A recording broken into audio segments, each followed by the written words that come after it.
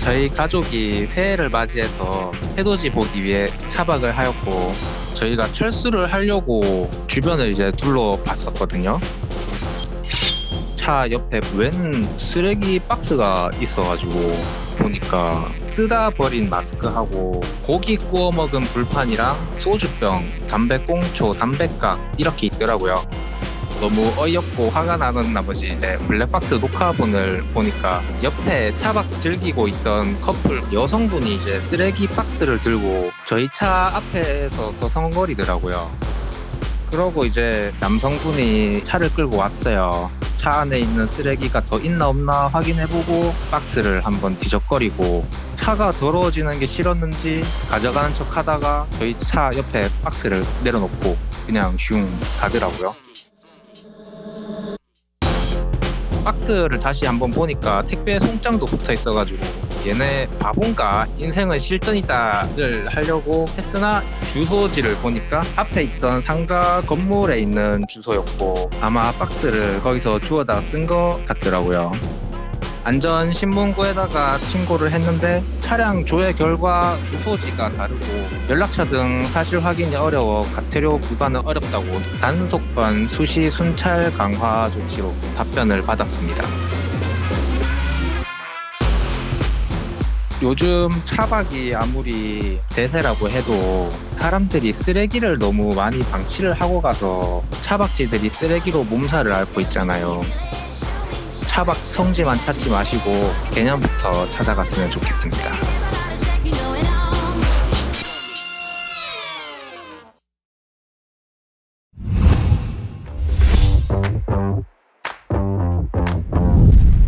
잠깐 나왔다가 회사 들어가는 길이었거든요. 앞에서 신호 대기를 서 있는데 갑자기 물병 하나를 던지더라고요.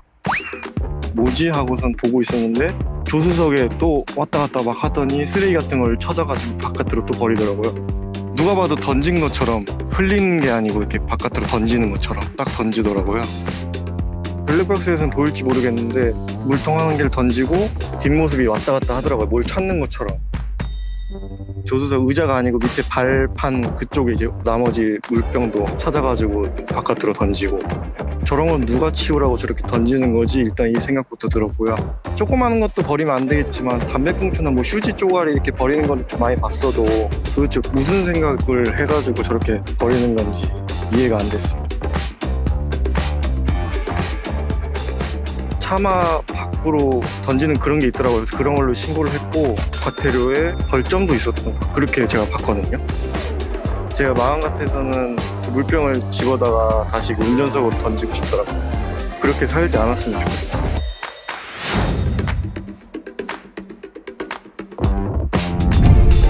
앞에 이제 검정색 차량하고 흰색 차량 20대 후반 정도로 보이는 젊은 분들이 운전하고 계시더라고요.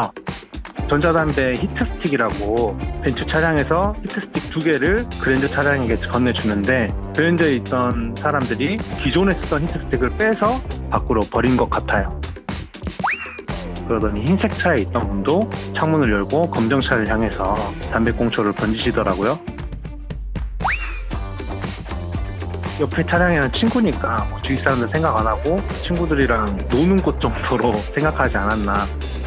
기분이 좋지 않았습니다. 일단은 제가 차 안에 지금 어린이들이 많이 타 있는 상태였는데 그 앞에 있는 차를 보고 어린이들이 무슨 생각을 할까, 어떻게 비춰질까 하고 좀 어린이들에게 조금 안 보여주고 싶은 모습으로 비춰졌습니다. 쓰레기 투기로 신고했고 지자체에 쓰레기 투기로 따로따로 신고했습니다. 정지선 위반으로는 신고했는데 정지선을 넘을 때 영상이 있어야 된다고 하더라고요. 제가 보낸 파일에는 정지선을 넘는 영상까지는 찍혀있지 않아가지고 신고가 되지 않았습니다. 운전을 한다는 것 자체는 다른 사람들에 대한 책임감을 가지고 있어야 된다고 생각하는데, 이 영상에 보이는 운전자들은 그런 책임감이나 시민의식 같은 게 너무 떨어져 있는 모습 같아서요. 누군가가 보고 있을지도 모른다 생각으로 안전하게 해주셨으면 좋겠다라는 생각이 많이 들었습니다.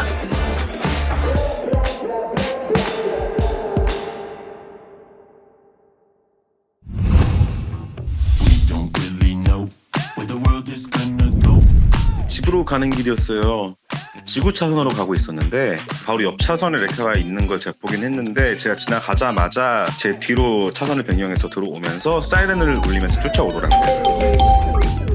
제 차 뒤로 들어오면서 정지선에 가까이 다가갈 때쯤 돼서 이제 경적을 울리면서 사이렌을 울렸습니다.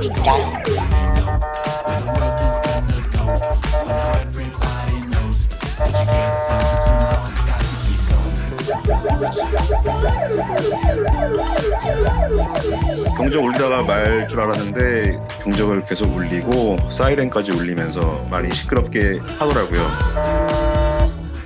흐름상 큰 문제가 없으면 비켜줄 수도 있겠지만은 라이더분이 비켜줄 생각을 전혀 없으시고 비켜준다 하더라도 저는 정지선 위반이 되고 횡단보도를 또 침범하게 되면은 보행자 보호 의무 위반이 되기 때문에 굳이 비켜줄 필요가 없다고 생각했습니다. 난폭운전으로 제가 신고를 했습니다. 하지만 아직 처리 중으로만 돼 있더라고요. 저와 같은 상황이 다른 운전자분들에게도 분명히 일어날 거라 생각을 하는데요. 우리는 정지선을 지켜야 될 의무가 있는 거고요. 레카차 같은 경우에 긴급 차량도 아니고 우리가 비켜줄 의무가 전혀 없기 때문에 위반해 가면서 비켜줄 의무가 없다는 것. 레카차 운전하시는 분들 급하신 건 알고 있겠지만은 피해를 끼치는 그런 행동을 안 하셨으면 하는 바람으로 제보를 하게 됐습니다.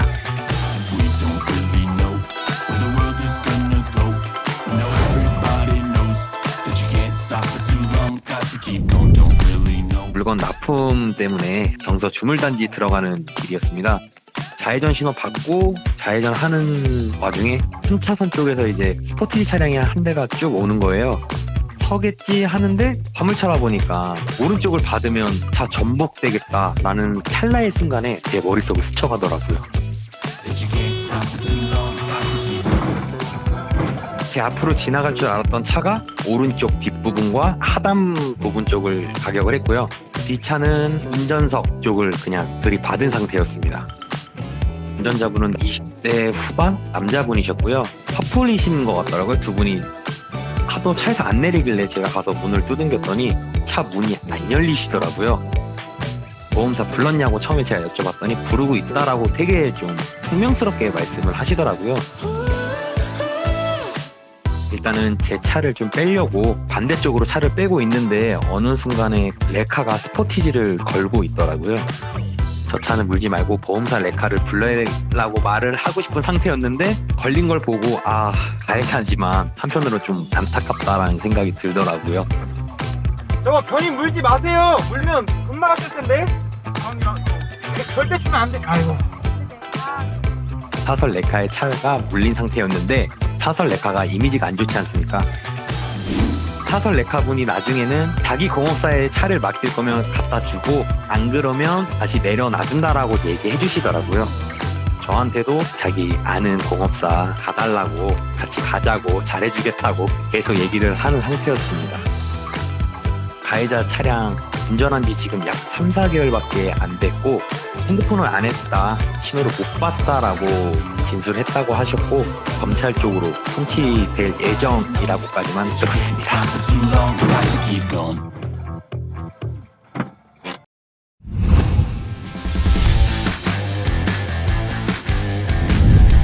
여주에서 수원에 가는 길이었고요.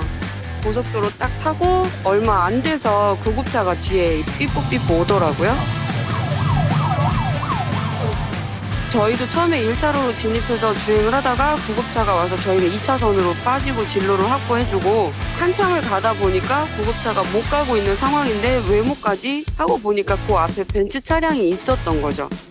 다른 차들은 다 사이렌 소리를 듣고 차선을 다 변경해서 진로를 확보를 해주는데 그 차만 유독 안 하더라고요. 사설 응급 차량이었거든요. 자세한 건 저희도 모르겠지만 일부러 안 비켜주는 것 같은 느낌이었어요.